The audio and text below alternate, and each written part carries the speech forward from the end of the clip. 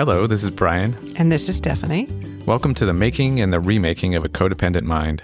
This time we're going to talk about the tool of jealousy, which is another one of those ones where you're like, the tool of jealousy, because it conjures up this negative image. Is there ever a positive version of jealousy? It's kind of like entitlement, what we were saying, like it makes you think, oh, that person's entitled. But with jealousy, it's especially like, this is a painful feeling. How can this be a positive thing? So we're going to draw on conversations we had previously in other seasons where we emphasize that emotions aren't good or bad, that they are simply signals and they give us valuable information about the world. But we're going to take that a little bit further. So jealousy as an emotion is a signal. It's capable of giving us information about the world. And then when we think of it as using it as a tool, then we have to figure out how to take that information that jealousy is giving us and interpret it and apply it to the relationship. But one of the main points we want to make is that we're not aiming for never feeling it, which is understandable that we would not want to feel emotion because it's a painful feeling. But again, if it's conveying information, that can be important information to have. So we do want to see how to use it. We're not going to be talking about how never to feel it. It reminds me of a kind of a funny story from my past. It kind of goes along with my whole trying not to feel things. But this was, I think we mentioned at some point in this podcast that previous relationship that we've talked about with Jay, there was this period near the end where we had opened our relationship. This was by her request. I know we talked about it at the very least in season 4. Yeah, maybe the sex episodes or yes. something? Yeah. And so this was at her request, basically just a way to cheat in public because she was already doing that. So I agreed to it, but the whole idea kind of made me a little anxious. And so one of the things I did to deal with that anxiety was to stall. And a way that I often stalled in the past was to kind of immerse myself in something to kind of distract myself and to feel as though I was doing something important. So I, bought books, I read online, but I had this one particular book that I was reading about polyamory because that's how we were going to do it. We were calling it polyamory, and we were going to join a group. And that was your version of ethical non-monogamy. Yes. It's going to be a polyamorous relationship. Yeah. And so this book, went into all these different kinds, but it went into that. And I was performance oriented. So I wanted to make sure I performed well, and I was anxious that I wouldn't. So I wanted to get this book to tell me all the tips on how I was supposed to do this. So I did it well. How to be polyamorous. Yes. How does one do it? There was a lot of things in that book, and I couldn't even tell you what a lot of it is at this point. But my takeaway at the time, my main takeaway was that watch out for jealousy. That was like the big thing that people experience when going into this with an existing relationship, is that you have to deal with jealousy. And so I'm expecting this is going to happen, and I'm going to have to figure out how to deal with it. Meanwhile, Jay was already doing stuff. Like she had already started hooking up with people, having sex with other men, and telling me about it. And I noticed that it didn't seem to affect me. Like it didn't make me feel jealous.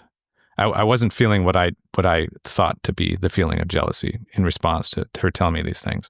And then this went a step further when we started to go to these functions and parties with this polyamory group, and I would see her interacting with other men in person and flirting and, this physical contact and even kind of sexual contact. And again, I didn't feel jealous, and I was starting to feel kind of good about this. I was like, wow, this is interesting. Like, what is there something about me that, am I doing this well or something? Like, I thought this was going to be hard. This is what the book is saying. Like, this is people feel jealousy. I'm not feeling it.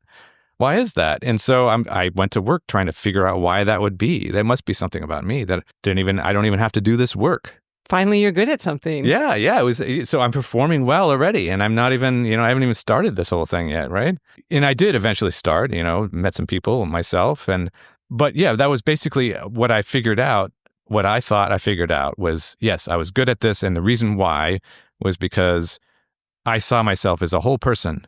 And part of that, seeing myself as a whole person, is I didn't need a partner. And I was perfectly fine with the idea of losing my partner. And that's what people should be okay with. That's the way to avoid feelings of jealousy, is that just you're a whole person and you're okay with losing your partner, basically. And so I tell this to this woman that I had started dating, and she thought, wow, well, that's an amazing idea. I think you got something there. And she tells it to another guy that she's dating. And then between the three of us, she suggests that we give a talk at this polyamory event, which was like this weekly educational event about jealousy. They would kind of talk about how to deal with it when it comes up. And then it builds up to this amazing talk by this guy, me, who tells, wait, you don't even have to deal with it. You can just not feel it to begin with. And this is how. And I say this, and as far as I know, people are receiving it. Like, people even came up to me afterwards. Wow, that's amazing. And I'm just like, wow, validation, man, this is great.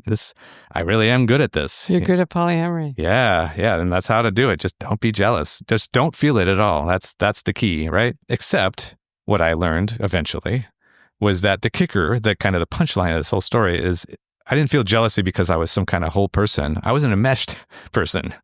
I didn't feel it because I didn't care.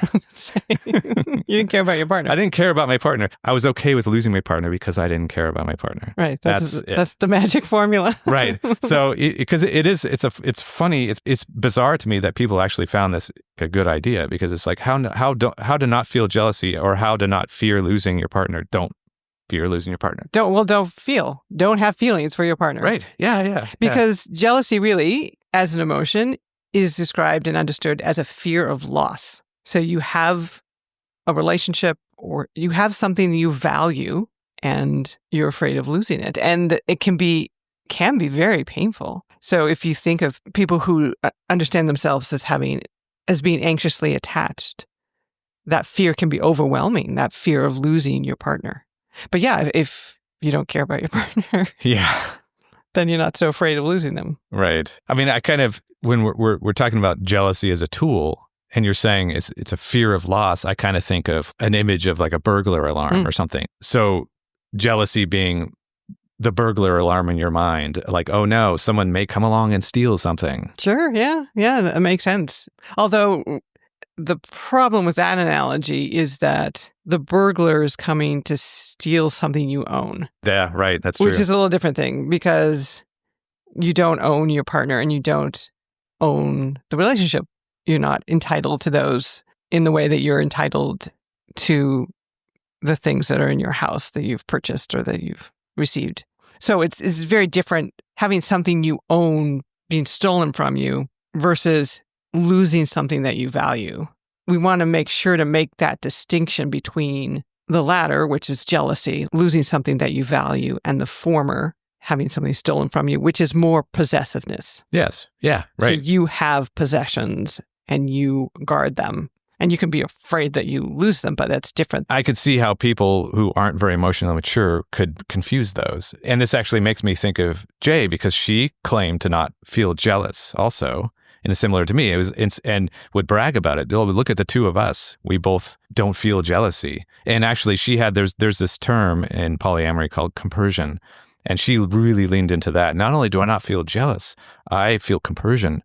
And like on her social media page. So what is compersion? So compersion is this idea that you actually feel pleasure for your partner's success, like in finding other partners or having sex with other people that you find pleasure in. You feel happy for them. That's essentially what it is. And so she thought that described her as a person, just like she embodied compersion, and would brag about it on social media, and had like a tagline under her name, compersion junkie. Just like, I'm all about feeling good for my partner's success, being me. And initially it seemed to be true. She seemed to really want to talk about our experiences of dating other people, and she was pushing me to date people and asking for details, and she seemed to be very excited about the whole idea. Except eventually what seemed to happen is she started to see certain people as threats. And then suddenly the compersion started to dry up, and instead, in its place, came jealous-like behaviors. Like, if you were going to be out past 11 p.m., you need to text me and let me know. So you had an 11 p.m. curfew? Yeah, basically at an 11 p.m. curfew. That's pretty early. You were in your 40s. Yeah, and this wasn't something that happened right at the beginning. This was something that happened as soon as these threats started to pop up. I mean, I went back and placed this. Obviously, it's not something I was totally tuned into at the time. So you had an 11 p.m. curfew. 11 p.m. curfew. Mm-hmm. When you on a date, or?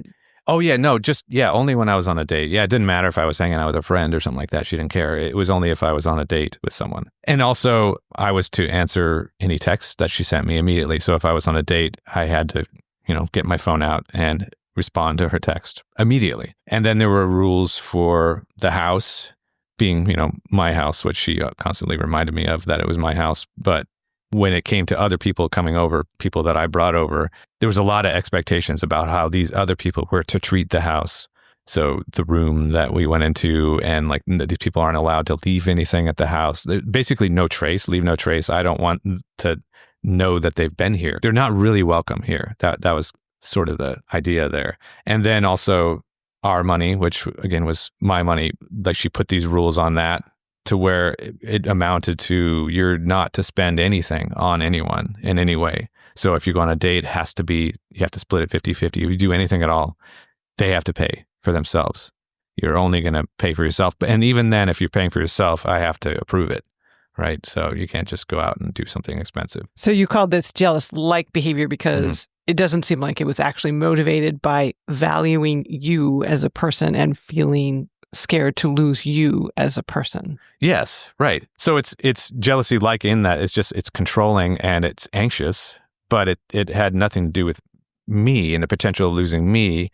Instead, it was this potential of losing power, losing control over me. So jealousy being a fear of loss of something you value. And in relationship context, we're talking about losing a person and a relationship you value. But with Jay, it was more about, because she didn't care that much about you as a person.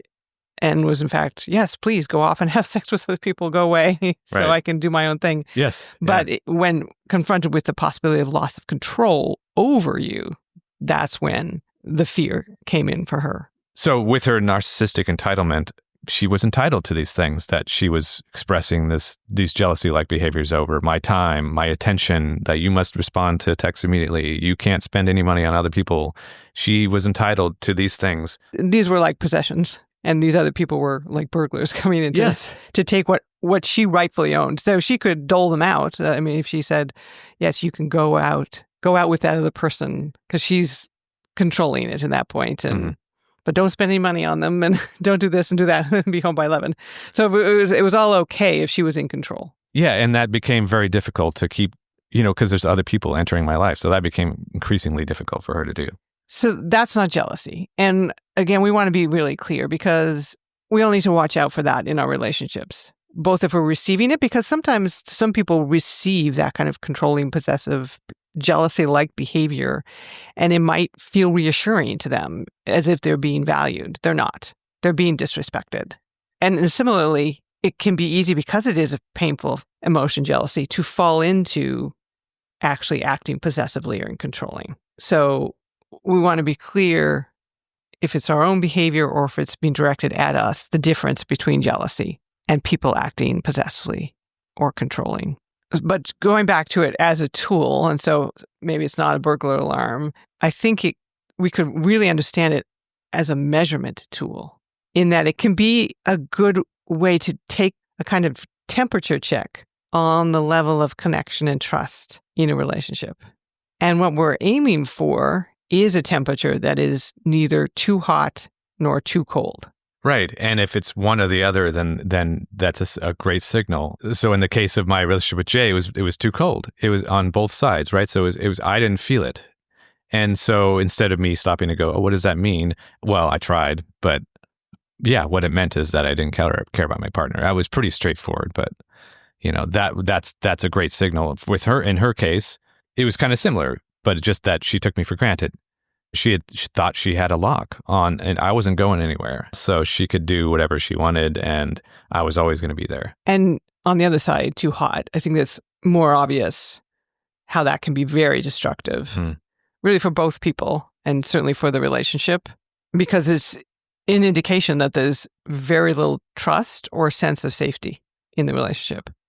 So that almost anything is a threat. It's almost under constant threat. And if we use the me, you, us framework to kind of think through that idea of threat, because if you are confronted with a relationship that is too hot in terms of jealousy, that's not going to be sustainable.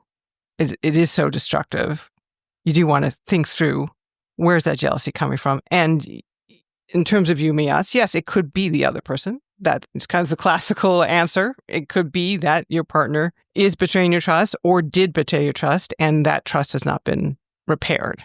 It's certainly the case that it could be the you part. And it could be me. It could be just past trauma. I don't trust people in general, or I'm triggered in relationships, and I haven't figured that out yet and done the work to get through that. Yeah, or it could be the combination of those two people. The combination of the two people and their past traumas just don't work well together. So yes, it could be any one of the, or a combination of the you, me, and the us that's causing this constant sense of threat and this constant feeling of jealousy on one or both parts. And if that's consistently happening, and if nothing's figured out between the two of them, then that is probably not going to be a sustainable situation, a sustainable relationship. Either too hot or too cold. Although you do want a fairly low temperature most of the time, as it is a painful emotion. It's just the goal is not to permanently eliminate it or to permanently allow it to happen on a daily or weekly or consistent basis. Right, and just come up with a bunch of hoops to jump through to deal with it, which is like, okay, we're just not going to ever go out or something. Certainly. I mean, then again, you go into controlling behavior where, say, yes, you have one person who is just feeling jealous all the time, and the expectation is the other person completely alters or constricts their whole world in order to help that person manage the emotion. That's not appropriate, and that's not sustainable. And so going back to the cold, too cold, my experience that I had in the previous relationship, there's been very little jealousy in our relationship for a variety of reasons. Yeah, I think those reasons being that we worked a lot on our connection and making sure that we both feel connected. And we've worked a lot on our trust, that we trust each other and we trust ourselves and we trust the relationship. But that doesn't mean that I can't imagine it. And I've done that work because I've actually placed myself mentally and emotionally in an open relationship with you, kind of pretending as though I did it with you at the time when I did it with Jay, and to see if I have a similar reaction. Because at the time with Jay, it wasn't immediately that I saw her with people. I was imagining it also, and it didn't bother me when I imagined it. I've done that with us, and it does bother me. I do feel jealous. It's not a great feeling, but also it makes me feel pretty comforted, actually, that I feel that. That tells me that I care. It's not like we want to torture ourselves, but yes, at the very least, you should be able to imagine situations in which you would feel jealous, which I can do. For instance, if you were to meet someone else and fall in love with them and leave, I would be jealous. There's just no question. I can immediately access that emotion, which is not the case with Jay. Right. No, it was the opposite, actually, because I remember actively wanting her to meet somebody. It was like that old joke, take my wife, please.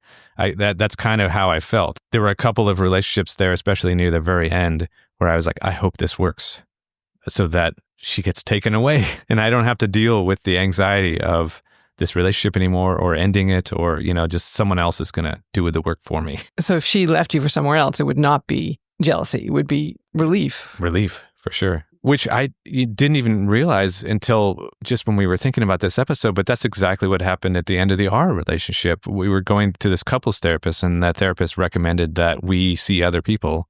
And the same thing happened there. She started dating someone else, and I didn't feel jealous. And she wound up ending the relationship. And I was relieved. I felt other things. I felt rejected, like a failure, all those kind of things, but I didn't feel jealous. Although we want to make the point, too, that if you do feel jealous, it does not mean that the other person is doing something wrong, or even that they're doing something that is a genuine threat to the relationship, which is probably what the book you read on polyamory was trying to communicate, that this is a natural, normal human reaction, the fear of loss, but that it doesn't mean that you have to unwind everything you're doing. So presumably people who are polyamorous value that experience as well and want to have that experience so that they recognize that jealousy is going to come up because there's the possibility of loss, as there is for all of our relationships, but maybe it's more immediate if you're in polyamorous situations, but they want to pursue it nonetheless. So I'm presuming that the book was talking about how do you find ways as a couple to deal with this threat of loss, to, in fact, minimize it or make it manageable for the people involved. Yes, just that it's a measurement tool. So it's giving us information. So when either people are feeling this feeling of jealousy, this is a signal that they should be working together to interpret what that signal is saying. And then from there, they can decide if there's anything they need to do together to strengthen that connection so that feeling doesn't continue to persist. This is where all the other tools are going to come in. The companion tools, empathy and attention and communication. And curiosity and truth. So it's an opportunity to ask a number of questions. Again, you get a reading from your measurement tool. Is it accurate, reliable information? It may not be. It may be a false reading, false signal. If it is accurate, is it actionable? Are there things that we should or could be doing as a couple? Where is the fear coming from? Understanding that it's a fear of loss. So both where's the fear coming from and what's the loss look like?